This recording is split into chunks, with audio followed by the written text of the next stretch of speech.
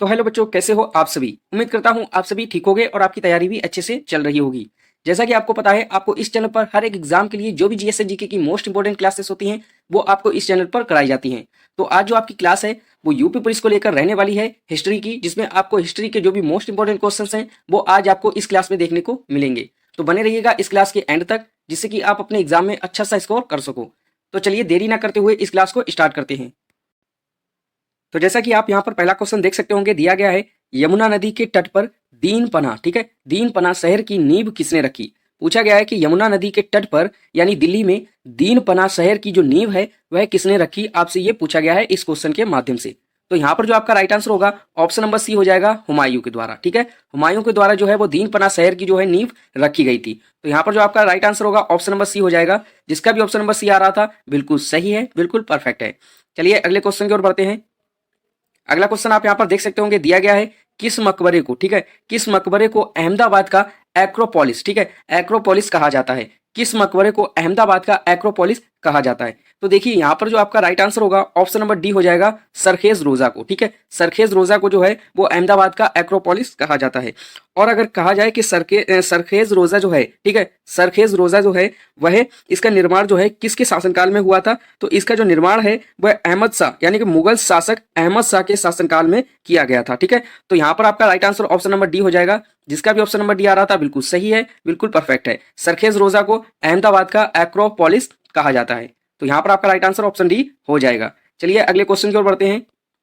अगला क्वेश्चन आप यहाँ पर देख सकते होंगे, दिया गया है होयसलेश्वर मंदिर कर्नाटक में, ठीक है, होयसलेश्वर मंदिर जो है वो कर्नाटक में है, लेकिन कर्नाटक में कहाँ स्थित है आपसे ये पूछा गया है। ठीक है, होयसलेश्वर मंदिर जो है वो कर्नाटक में कहाँ स्थित है आपसे ये पूछा गया है क्वेश्चन के माध्यम से। तो यहाँ पर जो आपका राइट आंसर होगा ऑप्शन नंबर ए हो जाएगा।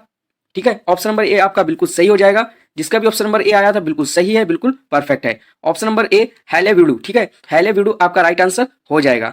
तो चलिए अगले क्वेश्चन की ओर बढ़ते हैं।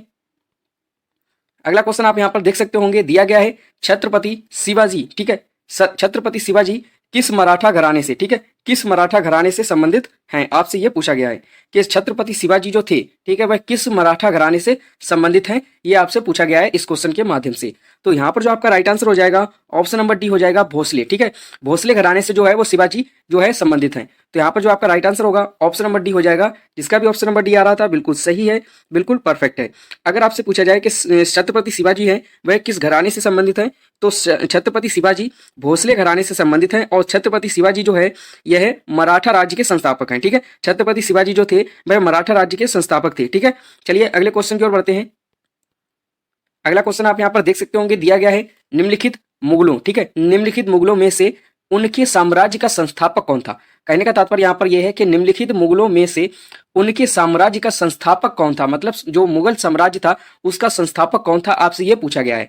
तो यहाँ पर जो आपका राइट आंसर होगा ऑप्शन नंबर ए हो जाएगा, बाबर। ठीक है, ऑप्शन नंबर ए आपका बिल्कुल सही हो जाएगा, जिसका भी ऑप्शन नंबर ए आया था बिल्कुल सही है, बिल्कुल परफेक्ट है। बाबर आपका राइट आंसर हो जाएगा, क्योंकि मुगलों का जो मुगल साम्राज्य जो था उसके जो संस्थापक थे, ठीक है, मुगल साम्राज्य का संस्थापक जो था वह बाबर था। तो ऑप्शन नंबर ए आपका बिल्कुल सही हो जाएगा, बिल्कुल परफेक्ट हो जाएगा। चलिए अगले क्वेश्चन की ओर बढ़ते हैं। अगला क्वेश्चन आप यहाँ पर देख सकते होंगे, दिया गया है मुगल काल में भूमि की माप की प्रथा, ठीक है, मुगल काल में जो भूमि की माप की जो प्रथा थी वह निम्न में से किस शासक ने शुरू की, आपसे ये पूछा गया है। ठीक है, तो मुगल काल की अगर बात करें तो मुगल काल में जो भूमि की मापन की जो प्रथा थी यानी कि भूमि को मापते थे वह किसने जो है शुरू की। ठीक है, जो भूमि मापन की प्रथा है, भूमि की माप की जो प्रथा है वह निम्न में से किस शासक ने शुरू की, आपसे ये पूछा गया है। तो इस क्वेश्चन का जो राइट आंसर होगा ऑप्शन नंबर बी हो जाएगा, शेरशाह। ठीक है, ऑप्शन नंबर बी आपका बिल्कुल सही हो जाएगा, शेरशाह आपका राइट आंसर हो जाएगा, जिसका भी ऑप्शन नंबर बी आ रहा था बिल्कुल सही है, बिल्कुल परफेक्ट है। ठीक है, चलिए अगले क्वेश्चन की ओर बढ़ते हैं। अगला क्वेश्चन आप यहाँ पर देख सकते होंगे, दिया गया है शेरशाह ने ग्रैंड ट्रंक रोड, ठीक है, शेरशाह ने ग्रैंड ट्रंक रोड जिसे हम जीटी रोड के भी नाम से जानते हैं, ठीक है, जीटी रोड कहें या ग्रैंड ट्रंक रोड कहें, पूछा गया है कि शेरशाह ने ग्रैंड ट्रंक रोड इनको जोड़ने के लिए बनवाई थी, यानी कि किन दो शहरों को यानी कि किन दो नगरों को जोड़ने के लिए इस जो शेरशाह थे उन्होंने ग्रैंड ट्रंक रोड बनवाई थी। तो इस क्वेश्चन का जो राइट आंसर होगा ऑप्शन नंबर सी हो जाएगा, आगरा को सासाराम से। ठीक है, ऑप्शन नंबर सी आपका बिल्कुल सही हो जाएगा, जिसका भी ऑप्शन नंबर सी आया था बिल्कुल सही है, बिल्कुल परफेक्ट है। शेरशाह ने जो जीटी रोड यानी कि ग्रैंड ट्रंक रोड जो बनवाई थी, ठीक है, वो आगरा को सासाराम से जोड़ने के लिए बनवाई थी। तो इस क्वेश्चन का जो राइट आंसर हो जाएगा ऑप्शन नंबर सी हो जाएगा, आगरा को सासाराम से। ठीक है, आपका जो राइट आंसर है ऑप्शन नंबर सी यहाँ पर बिल्कुल सही हो जाएगा। चलिए अगले क्वेश्चन की ओर बढ़ते हैं। अगला क्वेश्चन आप यहाँ पर देख सकते होंगे, बहुत ही मोस्ट इंपॉर्टेंट क्वेश्चन है आपके हर एक एग्जाम के लिए। इस क्वेश्चन को आप अपनी नोटबुक में नोट जरूर कर लीजिएगा। पूछा गया है कि हल्दी घाटी का युद्ध, ठीक है, हल्दी घाटी का युद्ध जो है वह इस वर्ष हुआ था, मतलब किस वर्ष हुआ था आपसे ये पूछा गया है। ठीक है, तो हल्दी घाटी का जो युद्ध हुआ था वह किस वर्ष में हुआ था आपसे ये पूछा गया है।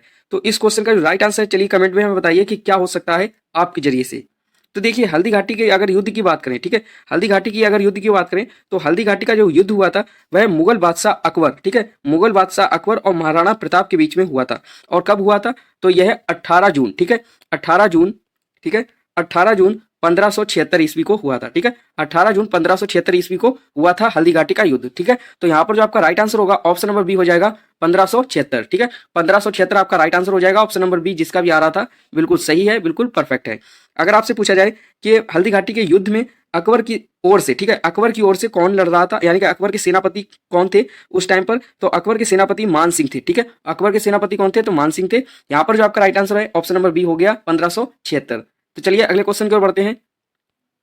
अगला क्वेश्चन आप यहाँ पर देख सकते होंगे, दिया गया है किस तुर्की सुल्तान द्वारा, ठीक है, किस तुर्की सुल्तान द्वारा खून और लौह की नीति, ठीक है, किस तुर्की सुल्तान द्वारा खून और लौह की नीति अपनाई गई। ठीक है, यहां पर आपसे यह पूछा गया है कि किस तुर्की सुल्तान द्वारा खून और लौह की नीति अपनाई गई, ये आपको बताना है। तो देखिए इस क्वेश्चन का जो राइट आंसर होगा ऑप्शन नंबर डी हो जाएगा, बलबन ने। ठीक है, ऑप्शन नंबर डी आपका बिल्कुल सही हो जाएगा।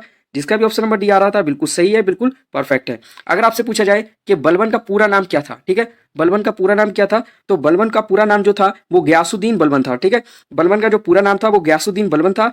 और जो बलबन थे उन्होंने लौह, खून और लौह की नीति अपनाई थी। ठीक है, खून और लौह की नीति अपनाई थी। अगर आपसे पूछा जाए कि जो चालीसा दल था उसको किसने नष्ट किया था, तो बलबन ने नष्ट किया था। ठीक है, यहाँ पर आपसे जो क्वेश्चन पूछा गया था वो पूछा गया था कि किस तुर्की सुल्तान द्वारा खून और लौह की नीति अपनाई गई, तो यहाँ पर आपका right answer option number D हो जाएगा, बलबन। ठीक है, जिसका भी ऑप्शन नंबर डी आया था बिल्कुल सही है, बिल्कुल परफेक्ट है। चलिए अगले क्वेश्चन की ओर बढ़ते हैं। अगला क्वेश्चन आप यहाँ पर देख सकते होंगे, दिया गया है किस शासक के द्वारा, ठीक है, किस शासक के द्वारा टंका एवं जीतल, ठीक है, टका एवं जीतल नाम के सिक्के चलाए गए। मोस्ट इंपोर्टेंट क्वेश्चन रहने वाला है आपके हर एक एग्जाम के लिए। ठीक है, मोस्ट इंपोर्टेंट क्वेश्चन जो है आपके हर एक एग्जाम के लिए है ये, कि किस शासक के द्वारा टका एवं जीतल, ठीक है, टंका एवं जीतल नाम के सिक्के चलाए गए, ये आपसे पूछा गया है।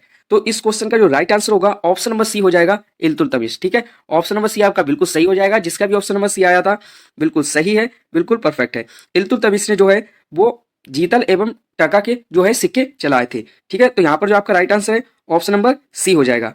तो चलिए इस क्लास में आपने कितने क्वेश्चन सॉल्व किए खुद से हमें कमेंट में बताइए, और कितने क्वेश्चंस ऐसे हैं जिसमें कि अभी भी आपको डाउट है वो भी हमें कमेंट में जरूर बताइएगा, जिससे कि मैं आपका डाउट दूर कर सकूं, उसको क्लियर कर सकूं। अगर आप इस चैनल पर नए आए हैं तो इस चैनल को अभी सब्सक्राइब जरूर कर लीजिएगा, जिससे कि हर एक जीएस एंड जीके की मोस्ट इंपोर्टेंट क्लास आपको समय पर मिलती रहे। आपको ये क्लास थोड़ी सी भी यूजफुल लगी हो तो इस क्लास को लाइक जरूर कीजिएगा। मिलते हैं अगली वीडियो में अच्छे क्वेश्चन के साथ, तब तक के लिए टेक केयर।